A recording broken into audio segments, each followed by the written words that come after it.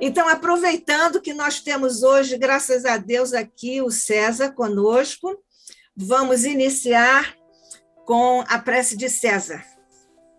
Vamos acompanhar. Senhor Jesus,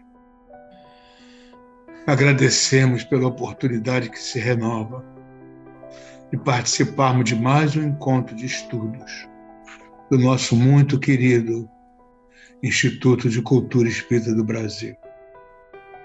Pedimos, Senhor, a presença dos benfeitores, que nosso irmão que vai nos falar, nosso amigo Rubim, possa acolher as sagradas inspirações do mais alto e que nós todos tenhamos, além dos ouvidos, o coração aberto para que possamos colher na essência de nós mesmos as sagradas vibrações do conhecimento amoroso que o nosso irmão vai nos transmitir. Assim, Senhor, certo de que Diolindo, Jorge André e os pioneiros não nos abandonam nunca, profundamente agradecidos pela oportunidade, nós pedimos a permissão para que a nossa irmã dirigente possa iniciar nesse instante a reunião desta noite, com a graça de Deus.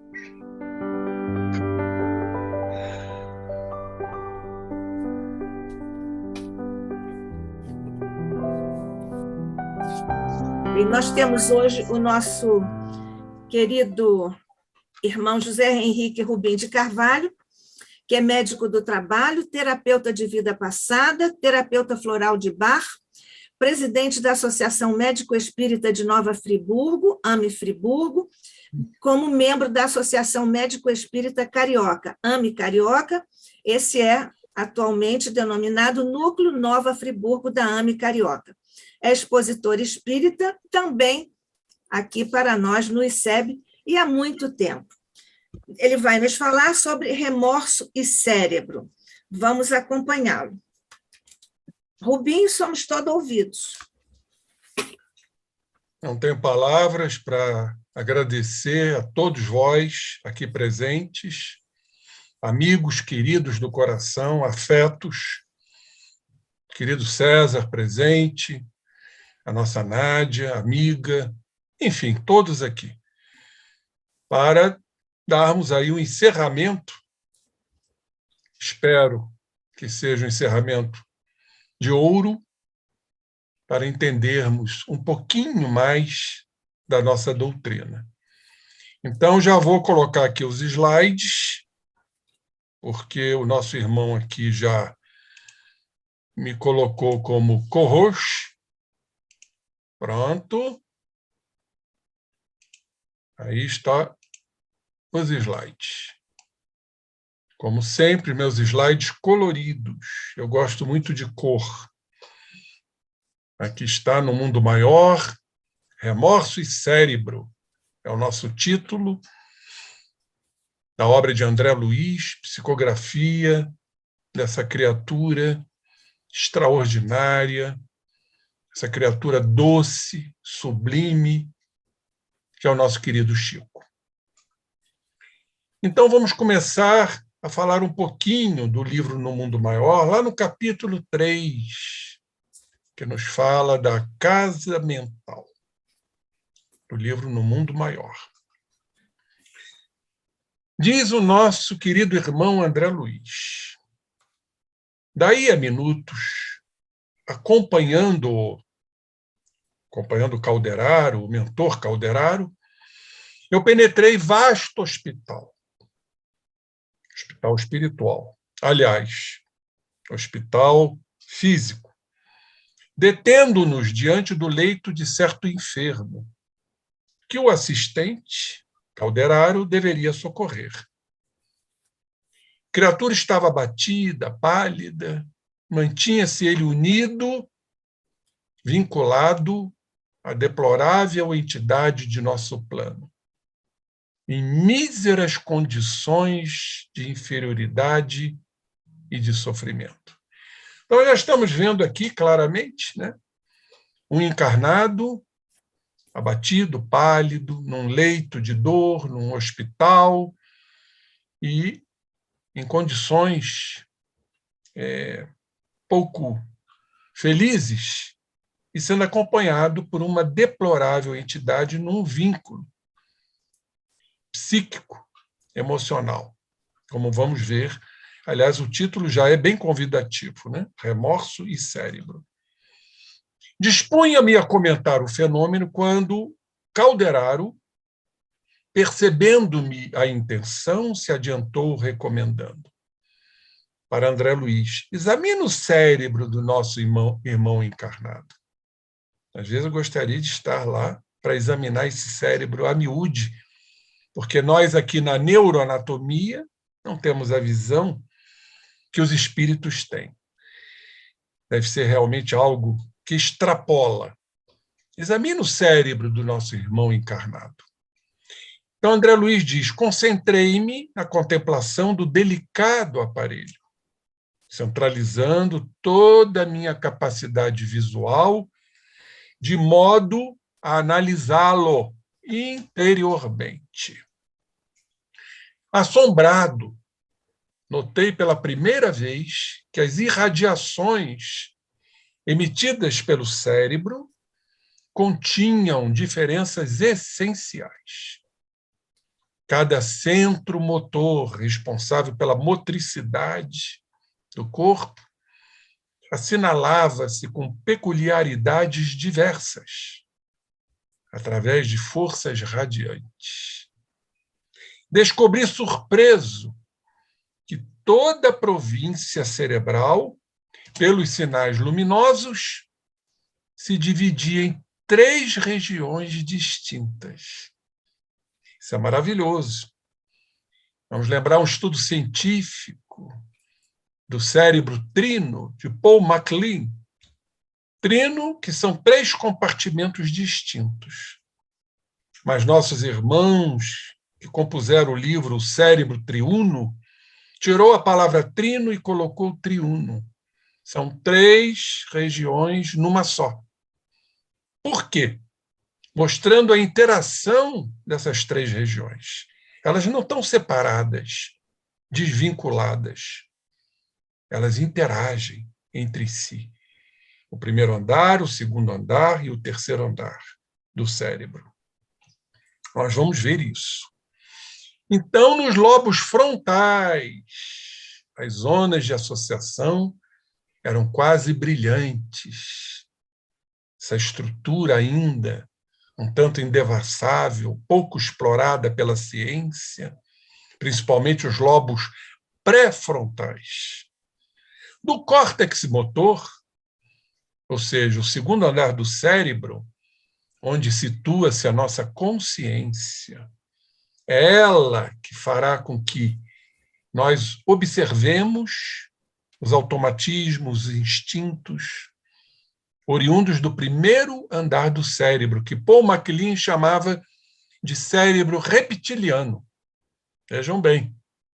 Então, desse córtex motor, da consciência, até a extremidade da medula espinhal, essa medula espinhal, ela compõe o sistema nervoso central. A claridade diminuía para tornar-se mais fraca ainda nos gânglios basais. Então, vamos explicar isso, né? Eu vou ter que dar, mediante esse estudo, alguma aulinha de anatomia para todos aqui presentes. Os gânglios basais que situam-se exatamente no primeiro andar do cérebro, dos instintos, dos automatismos, o nosso lado reptiliano, ainda um tanto selvagem, vamos assim dizer. Olha só que figura linda. Olha os gânglios basais aqui. Região cortical, essa estrutura que vamos falar, o tálamo, também está no primeiro andar do cérebro. E chamar atenção para o hipocampo, a estrutura cerebral aonde estão as nossas memórias. As memórias transatas e atuais. É nessa estrutura hipocampal, o hipocampo. Esse é o nosso cérebro. Aqui está o cerebelo, aqui está o tronco encefálico, que vamos falar, fazer uma divisão assim bem simples para o entendimento daqueles que não professam, né, a medicina, a neuroanatomia, a neurociência. Aqui já é um estudo, já é uma pesquisa sobre os núcleos da base, que falamos agora há pouco, ou gânglios da base. São estruturas abaixo do córtex, subcorticais. O córtex é responsável pela interpretação, o entendimento, a compreensão, encontradas profundamente na substância branca do cérebro. Eles fazem parte do sistema motor extrapiramidal, nos nossos movimentos, e trabalham em conjunto com os sistemas piramidal e o nosso sistema de emoções, chamado sistema límbico do cérebro. Aqui, uma pesquisa rapidinha para que a gente possa entender a função desses núcleos da base, do primeiro andar do cérebro, dos nossos instintos, repito, e nossos automatismos. Então, a função é modular os movimentos do corpo, a motricidade do corpo, permitindo a realização de movimentos voluntários finos, mais delicados. Então, quando estamos acariciando, estamos fazendo movimentos voluntários finos, que são movidos por esses núcleos da base. Eles recebem do córtex os impulsos e a informação sobre o próximo movimento.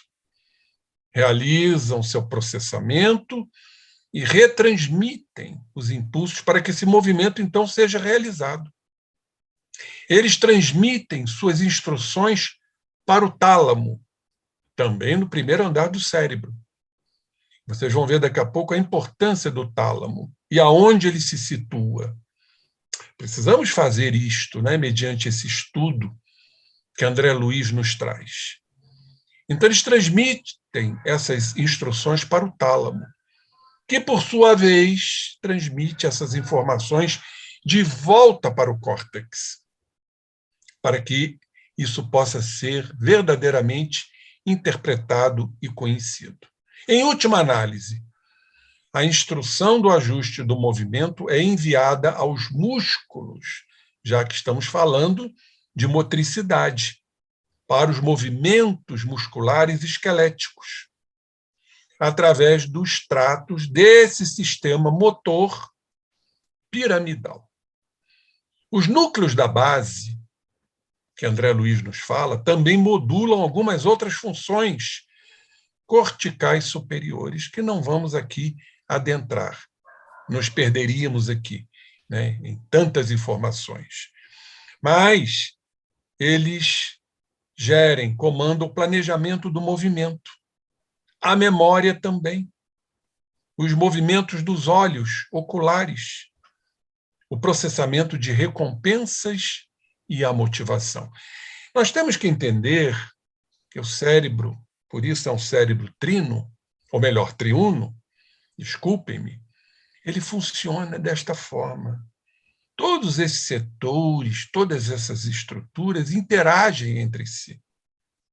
E claro que a partir do espírito, nós vamos nos elevar através da consciência para estruturas mais afinadas, mais ajustadas, mais alinhadas, que é lá o primeiro andar. Ainda pouco explorada pelo ser humano, porque a gente está muito no primeiro andar do cérebro, das nossas emoções, como o título está a nos dizer, nossas culpas, nossos remorsos, nossos ódios, nossos preconceitos, tudo que trazemos de outras existências, que estão nas estruturas do inconsciente, os nossos arquétipos, os nossos modelos, para que a consciência possa trabalhá-los pelo processo do autoconhecimento. Conhece-te a ti mesmo, como Santo Agostinho nos fala lá no Livro dos Espíritos. Vamos voltar para o calderário. Então, no sistema nervoso, temos o cérebro inicial, primeiro andar do cérebro, os nossos instintos. Olha só, repositório, diz Calderaro, dos movimentos instintivos e a sede das atividades que ele chama de subconsciente, do nosso inconsciente. E aí vamos recordar o Jorge Andréa, consciente atual, arcaico e o puro. Aonde chegaremos, quando chegarmos ao inconsciente puro, já sentindo essas vibrações, nós já estaremos no primeiro andar do cérebro, da superconsciência, dos mais dotados, dos intuitivos, dos mais espiritualizados, dos luminosos, como dizia Jung, dos já individuados no processo de espiritualização. Então, o cérebro tem esta correspondência. O homem de amanhã vai trabalhar muito mais com esses lobos do primeiro andar do cérebro, os homens renovados. É o que nos aguarda neste planeta de provas e expiações, já em curso, o de regeneração. Então, figuremo-lo como sendo o purão da individualidade, onde arquivamos ali todas as experiências e registramos os menores fatos da vida, que, por analogia, estão também impressos no perispírito. Nessa organização sutil, ainda a ser muito estudada, que é o corpo espiritual, o psicossoma, o modelo organizador biológico, como nos falava Hernani Guimarães Andrade, campos morfogenéticos, que nos fala Rupert Sheldrake, esse biólogo inglês, muito estudioso, e por aí vai. Continuando. Já no córtex motor, segundo andar, é a chamada zona intermediária, entre o primeiro andar, onde estão os lobos frontais ou pré-frontais, e os nervos, aonde tudo é exatamente levado ao corpo através dos nervos. Então, nesse córtex motor, temos o cérebro desenvolvido, a consciência, cujo centro é o ego, é o eu, consubstanciando as energias motoras de que se serve a nossa mente para as manifestações imprescindíveis no atual momento evolutivo do nosso modo de ser.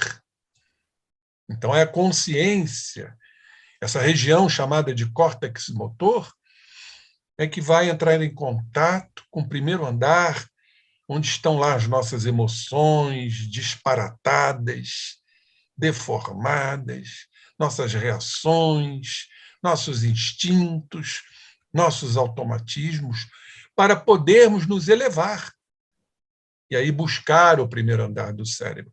Não quer dizer que não caiamos. Por isso é um elevador. Podemos estar no primeiro andar do cérebro e, por ainda sermos imperfeitos, aquela classificação extraordinária de Kardec, a terceira ordem, terceira ordenação dos espíritos, os espíritos imperfeitos, nós podemos desabar novamente lá para o primeiro andar, se a gente abrir lacunas e brechas para que essas deploráveis situações que estão lá arquivadas no perispírito e no primeiro andar do cérebro possa fluir a nossa consciência. Então, alternamos, oscilamos como um verdadeiro elevador. Ora estamos nos encaminhando para o primeiro andar, ora desabamos ainda. A recorrência dos nossos erros, dos nossos condicionamentos, das nossas cristalizações, assim somos nós. Não raro recaímos, porque isso faz parte da evolução. E nos planos dos lobos frontais, silenciosos ainda para a investigação científica do mundo, jazem materiais de ordem sublime, que conquistaremos gradualmente pelos nossos esforços, a nossa perseverança. Como disse Jesus, aquele que perseverar, salvar-se-á. Gradualmente, passo a passo. Afinal, a natureza não dá saltos, como disse o codificador. Nesse esforço contínuo de ascensão, nesse esforço de iluminação, de iluminarmos nossas sombras, que não quer dizer somente os delitos morais, mas também aquilo que nós não exploramos. O Jung diz, com muito brilhantismo, que Deus encontra-se ao lado das sombras. Olha que coisa fantástica de Jung. Porque só através da visualização das sombras, da aceitação das sombras, nós chegaremos à consciência divina. Exatamente isto. Se nós estudarmos a parábola do filho pródigo, nós vamos ver que é exatamente isso. O Pai nos aguarda, desde que exploremos nossas sombras com a consciência, com o córtex motor. Vejam que coisa linda quando unimos o conhecimento científico com o conhecimento doutrinário e até bíblico, a parábola do filho pródigo. Então, Jung foi muito feliz. Ele diz que a sombra é o ouro fino, porque ali, exatamente, é o nosso papel, utilizando a consciência, utilizando a nossa direção para observarmos e aceitarmos nossas sombras no fantástico processo de transformação moral. Então, diz aqui André Luiz Calderaro, representando a parte mais nobre do nosso organismo divino em evolução. O quão felizes nos encontramos quando lemos isso, e isso nos concita cada vez mais a buscar, como seres perfectíveis que somos, essa perfeição relativa.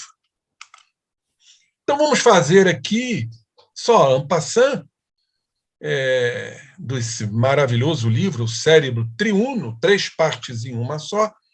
Aí estão os autores, os estimados amigos da AME Brasil, a nossa querida Irvênia Prada, essa criatura extraordinária, o Décio Iandoli, lá do Mato Grosso, o Serginho Lopes, lá de Pelotas, Rio Grande do Sul. Eles compuseram esse livro. É um livro maravilhoso, que vale a pena ser lido e estudado. O Cérebro Triuno. E a Irvênia nos traz, como anatomista, que é veterinária, estudiosa, né, da anatomia e da neuroanatomia, ela nos fala da anatomia funcional do encéfalo e do cérebro. Vamos entender isto? O que é o encéfalo e o que é o cérebro? São estruturas diferentes. Quando falamos de morte cerebral, estamos nos equivocando. A morte é encefálica, que abrange, inclusive, o cérebro.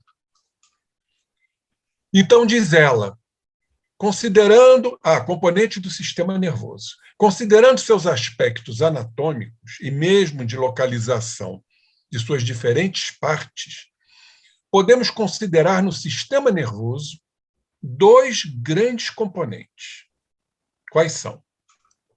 O central e o periférico. O que nos interessa é o sistema nervoso central. Aonde está o encéfalo, constituído de encéfalo, que está alojado na cavidade craniana. É o encéfalo compondo o sistema nervoso central com a medula espinhal, que está lá no canal vertebral da nossa coluna. E o sistema nervoso periférico, constituído por estruturas que, grosso modo, situam-se fora dessas cavidades, como é o caso dos nervos.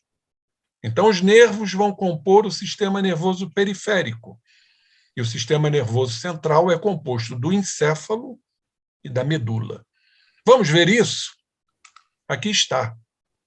Aqui está o encéfalo, alojado na calota craniana, e aqui a medula no canal vertebral, medula espinhal.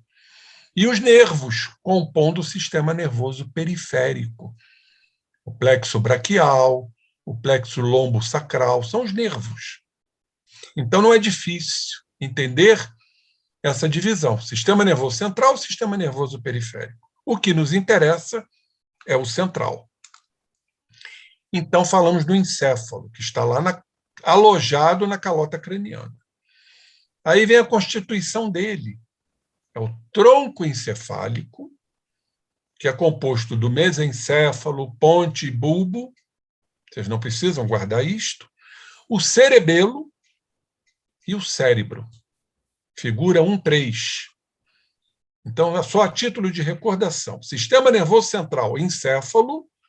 Nós temos o cérebro, o cerebelo e o tronco encefálico.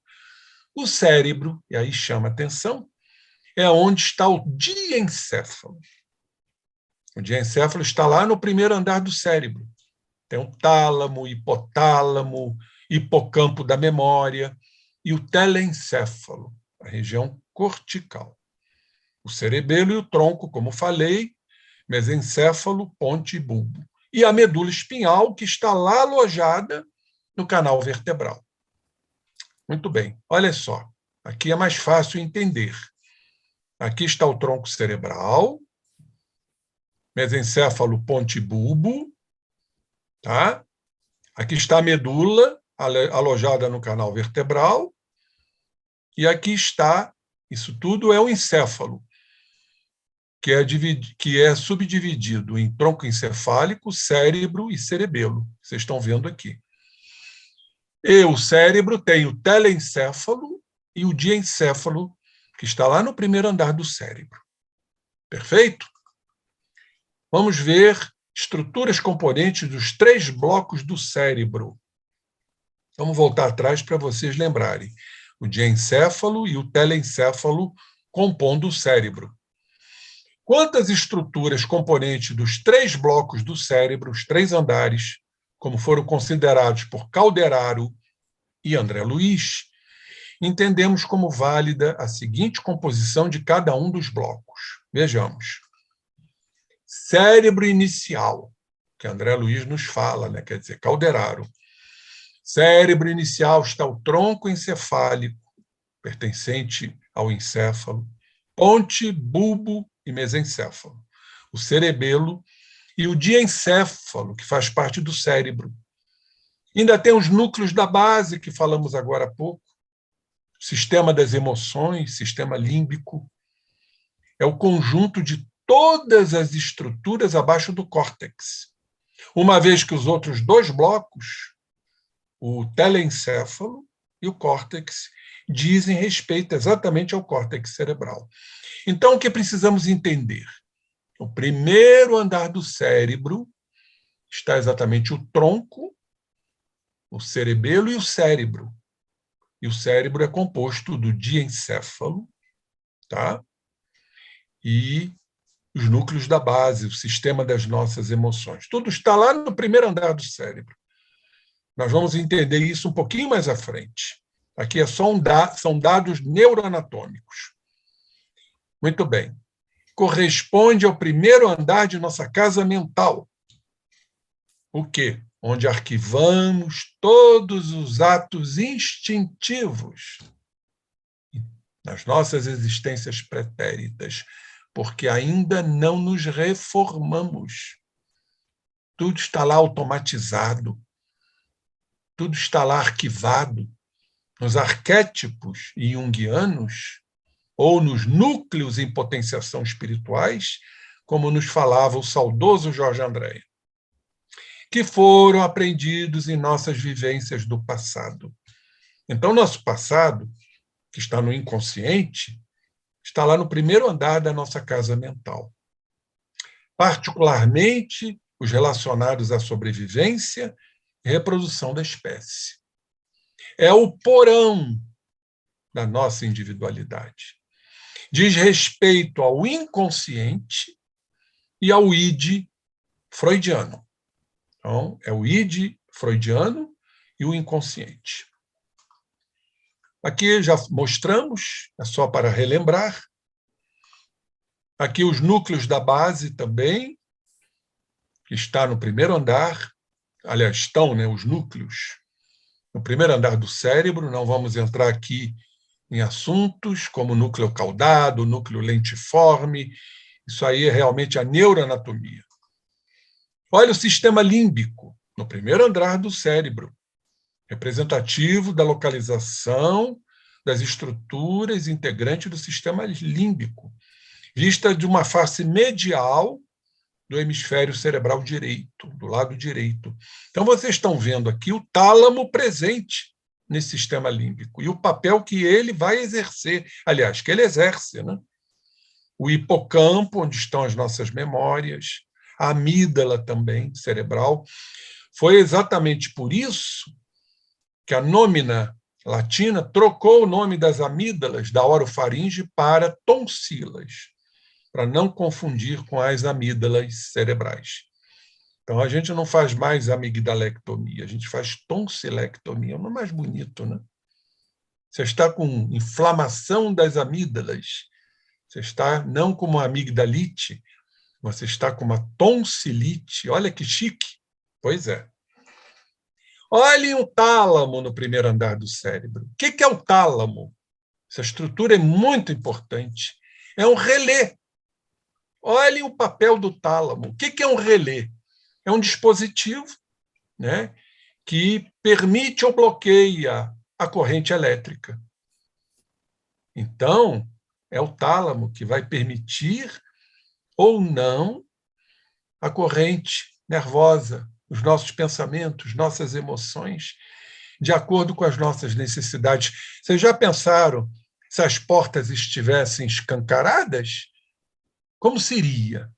Então, ele tem esse papel importantíssimo, ele funciona como um relé, é tipo um interruptor. E olha aqui, ele participa do processo da memória. Então, vamos supor, a memória, primeiro andar do cérebro, nossas emoções pesadas, densas, precisam chegar à mente consciente, precisam chegar ao córtex motor, segundo andar do cérebro, para a gente trabalhar. Mas nós não suportaríamos tudo. Então, o tálamo tem um papel importantíssimo, como um interruptor. Ou desliga, ou liga. E olhem só, emoção está aqui, ó. Papel em nossas emoções, pois eles pertencem ao primeiro andar do cérebro e tem uma influência sobre o córtex motor, sobre a consciência. Então, vamos supor que se esse interruptor ficar aberto, como nós, a consciência, o ego, iria lidar com isto? E aí começamos a entender determinadas coisas, como as neuroses, como os surtos, que é exatamente a irrupção dos complexos junguianos, repletos de afetividade, e o tálamo não consegue suportar isso. Isso tudo chega à consciência, nos desatrelando, nos desarmonizando. Entramos verdadeiramente numa crise emocional, num surto psicótico. Olhem o papel importante do tálamo. Então, a zona intermediária, vamos aqui, mais uma vez, falar do trabalho do livro Cérebro Triuno, é o córtex motor, é um neocórtex. É o córtex que reveste externamente os hemisférios cerebrais. Menos, diz ela, uma parte dos lobos frontais. Em verdade, tudo isso interage, por isso é o cérebro triuno. E talvez também uma parte dos lobos temporais. Como temos ainda muito que aprender, estudar, né? Menos, e talvez, olha aí o talvez, é apenas uma pressuposição, corresponde ao segundo andar da nossa casa mental. Isso é muito importante, a nossa consciência. Por isso estamos encarnados. Necessitamos do córtex motor porque ali está a consciência, onde são despendidos o quê? Esforço e vontade. De quê? De melhorarmos, de nos moralizarmos, de nos espiritualizarmos, no presente, no aqui e no agora, quando muitos ainda estão sendo comandados pelo primeiro andar, vinculados ferrenhamente ao passado. Sabem aquelas culpas das quais não nos conseguimos livrar? Pois é, porque é o primeiro andar predominando sobre a consciência. É a fixação mental, a terrível fixação mental. Então, o esforço e vontade, no aqui e agora, para aquisições intelectuais e definição de nossa postura, o quê? Moral. Então, nesse segundo andar, na esfera psíquica de nosso ser, tem a ver com o consciente e o ego, o centro da consciência, que nos dirige, que nos faz entender, comandar e gerir valores. É o ego em atividade. Por isso que a Joana tem um capítulo que ela fala da ponte entre o ego e o self, nossa totalidade. É o primeiro andar do cérebro. E os lobos frontais? Corresponde ao neocórtex dos lobos frontais. Mais especificamente, a área pré-frontal dos lobos frontais. E talvez também ao córtex de uma parte dos lobos temporais. É o terceiro andar de nossa casa mental, onde depositamos ideais superiores a serem conquistados pela nossa consciência. É ela que vai determinar, é o ego que vai determinar. As metas a serem atingidas no futuro têm a ver, portanto, com o nosso supraconsciente ou superconsciente. São os mais ajustados, os mais alinhados nas leis divinas. E ela fala aqui do superego. Nós abriríamos aqui uma interpretação. Eu gosto muito, eu estudo bastante o superego. O superego é o guardião necessário da moralidade, o mantenedor da ordem, numa visão psicanalítica. Mas também ele pode, o superego, tomar um outro rumo destrutivo, a nos dizer, você é culpado. Quando a culpa se instala, o remorso se instala, as emoções indignas se instalam, o superego, ele passa a ser o contrário. E isso nós começamos a entender as influências espirituais no superego. Os processos obsessivos, por exemplo. Então, como sabemos que os processos obsessivos, que são medianímicos, nós conhecemos as raízes desse processo, que é perispírito com perispírito, eu não tenho a menor dúvida de que o superego ali está instalado. A organização perispirítica, onde estão os valores negativos, mas também existem os valores positivos. Por isso que ele nos avisa muitas vezes, não faz isso, faz aquilo, faz aquele outro, avisando as nossas consciências. É como se fosse exatamente a consciência moral nossa, o superego. Então, ela aqui faz uma referência ao terceiro andar. Aí seria o superego positivo, de valores já adquiridos pelo espírito no seu processo evolutivo. Vamos voltar a Calderaro?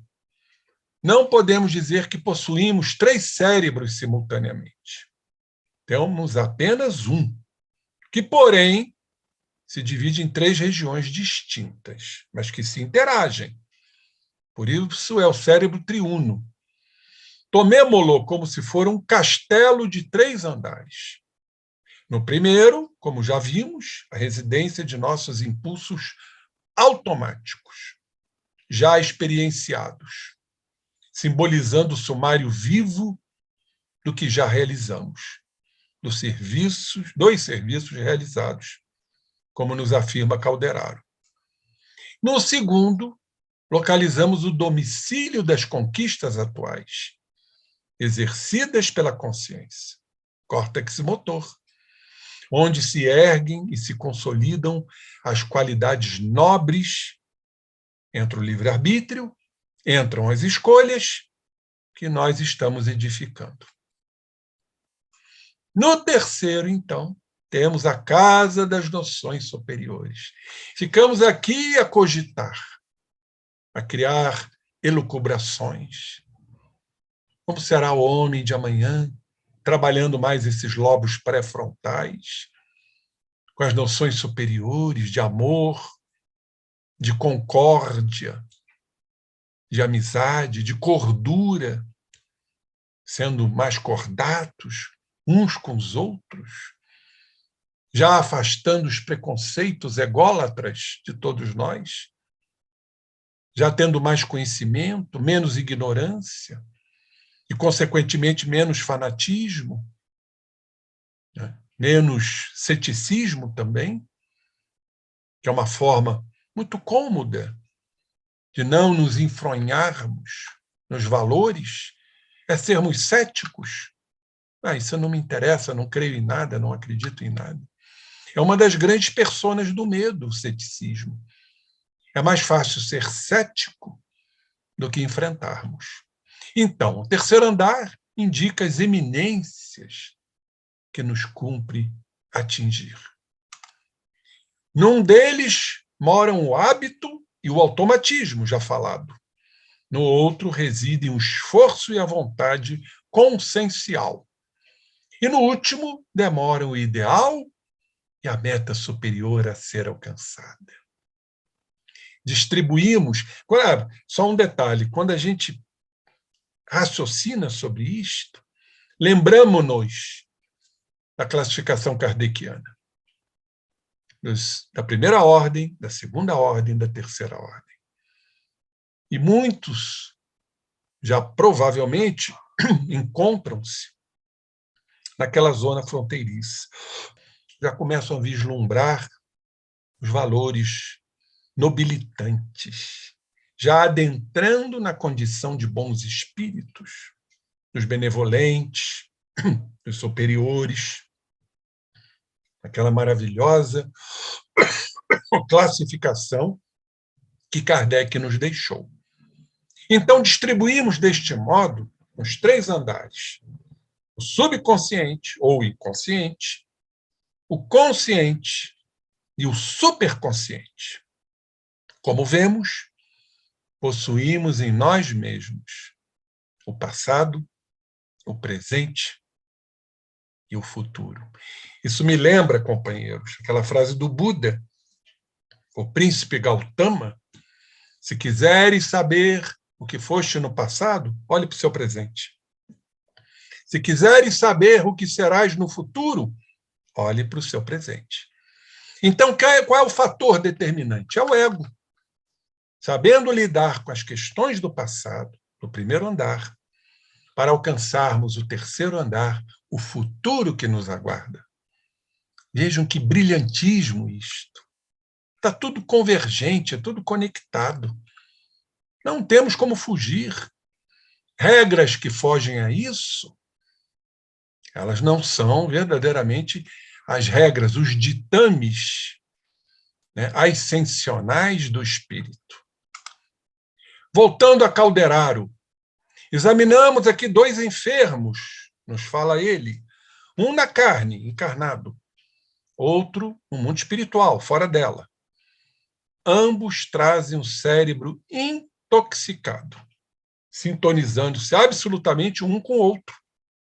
Processo obsessivo, de sintonia, de afinidade, perispírito com perispírito, imiscuídos, interconectados, soldados. André Luiz utiliza um termo que eu gosto muito, soldadura perispirítica. Então, espiritualmente, eles rolaram do terceiro andar, já estiveram no terceiro andar buscando, né, situações mais nobres, nobilitantes, mas deixaram-se dominar pelos fatores emocionais do passado, do primeiro andar do cérebro. Então, eles rolaram, literalmente rolaram, onde situamos o quê? As concepções superiores. Por quê? Entregaram-se ao relaxamento da vontade. As brechas abriram-se e ficaram nelas. Deixaram de acolher-se no segundo andar, cujas consciências já estão dominadas pelos fatores do primeiro andar, pelas emoções, pelo passado, pelas culpas, pelas mágoas. Então, são criaturas completamente fixadas, porque são processos de fixação mental de um passado ainda não resolvido. Por isso estão obsidiados, um obsidiando o outro.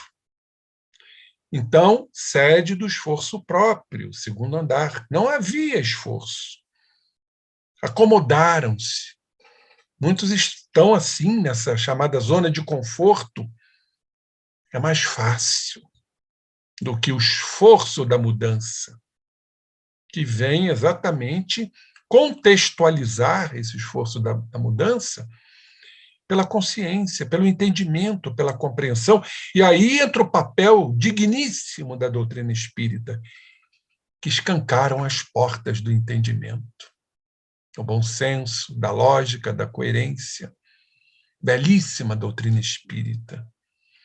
Então, perdendo valiosa oportunidade de reerguer-se, estão no sofrimento, caíram desta forma na esfera do primeiro andar, dos impulsos instintivos, onde se arquivam todas as experiências da animalidade anterior, que estão em curso neles.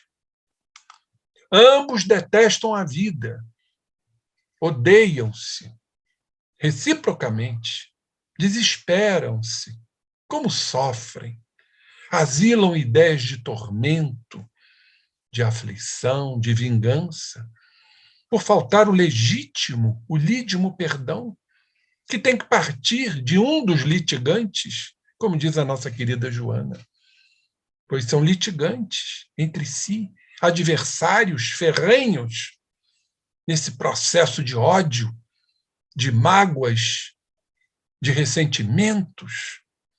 Em suma, diz o nosso irmão, estão loucos, varridos, processos psiquiátricos importantes, analisados pela psiquiatria humana. Embora o mundo lhes não vislumbre o supremo desequilíbrio, às vezes estão ali acomodados, tidos como adversários, mas não observados pela ciência humana, pelas criaturas que estão ali presentes, às vezes dentro do lar, que se verifica no íntimo da organização perispiritual, como falei, é perispírito com perispírito, que estão ali atrelados, um ao outro, pela lei da afinidade, pela lei da sintonia. Vamos estudar o cérebro, no mesmo livro, No Mundo Maior, com a mão fraterna, espalmada sobre a fronte do enfermo, como a transmitir-lhe vigorosos fluidos de vida renovadora. Olha o trabalho que damos à equipe espiritual. Calderaro esclareceu-me bondoso. Há 20 anos aproximadamente, 20 anos, este amigo pôs fim ao corpo físico do seu atual verdugo, um doloroso capítulo de sangue. Iniciei o serviço de assistência a ele só há 3 dias, apenas só há 3 dias. No entanto, já me inteirei da sua comovente história. Desposou uma jovem de alma extremamente elevada à zona superior da vida humana, a qual lhe deu 5 filhinhos encantadores. Vejam a providência. Uma jovem extremamente elevada. No clima espiritual da mulher escolhida, conseguiu, de certo modo, equilibrar-se. Então, vejam, muitas vezes, os nossos parceiros que coabitam conosco nos equilibram. Sempre tem alguém para nos equilibrar. Embora, como diz aqui, conquanto a vítima nunca o largasse, no processo obsidente. Ocasiões houve em que se engolfava nas mais cruéis depressões nervosas. Falaríamos aqui bastante sobre isso. Sabemos que o quadro depressivo, de desânimo, de falta de prazer, chamado de anedonia, o humor deprimido, muito por conta das culpas, dos atos delituosos do passado, a chamada culpa inconsciente, que caracteriza o quadro depressivo, de desânimo, regidos pelo ego dominador, pelo lado egoístico, prepotente, o padrão de poder que não admite o erro e o fracasso. Por que vai tentar? Por que vai correr riscos de errar novamente quando essa criatura carrega inúmeras culpas?